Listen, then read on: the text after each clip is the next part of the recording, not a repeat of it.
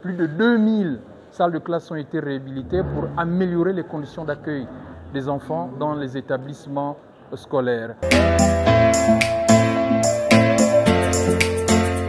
Bonjour, je suis Yves-Sylvain Moussavou-Boussougou, je suis secrétaire exécutif du Conseil national du plan d'accélération de la transformation.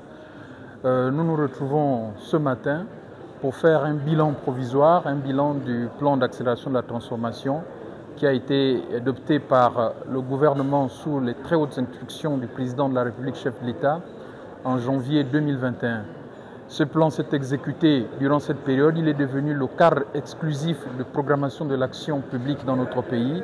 Et bien évidemment, il fallait aujourd'hui réunir tous les acteurs, ou certains acteurs, du moins les principaux, qui concourent à la mise en œuvre de ce plan ici pour faire un bilan global des activités qui se sont déroulées durant la période. Malgré certaines difficultés qu'il faut reconnaître, l'environnement économique national et international difficile, il faut reconnaître, beaucoup de choses se sont faites dans le cadre de la mise en œuvre du plan d'accélération de la transformation. On peut noter de manière positive que plusieurs projets ont pu être lancés, d'autres ont été livrés et qu'au terme de l'année 2023, nous pourrions avoir une appréciation globale de l'exécution de ce plan. Ce qu'il faut dire aujourd'hui, c'est que, par exemple, dans le domaine de diversification des sources de la croissance, nous pouvons remarquer que le PAT a permis d'accélérer un certain nombre de projets industriels, par exemple, notamment dans la transformation ou dans la structuration de la filière gazière. On peut se féliciter de ces actions. On peut voir la volonté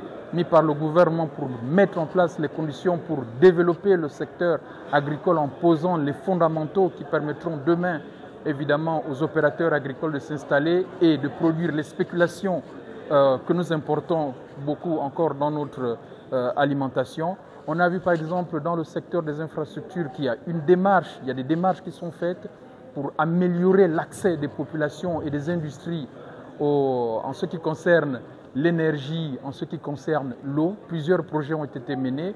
On a pu voir aussi par exemple dans le secteur de l'éducation que plusieurs projets sont en cours d'exécution, certains ont été livrés, des écoles sont construites, près de 1000 salles de classe sont construites aujourd'hui, 952 de manière très précise, plus de 2000 salles de classe ont été réhabilitées pour améliorer les conditions d'accueil des enfants dans les établissements scolaires. On peut voir aussi que sur le plan social ou sur le plan de l'emploi des jeunes, plusieurs réformes ont été engagées et qu'aujourd'hui, évidemment, le fort engagement de l'État s'est manifesté par aujourd'hui la mise en place d'un certain centre de formation professionnelle de très haut niveau qui sont très équipés et qui forment les jeunes dans divers domaines techniques.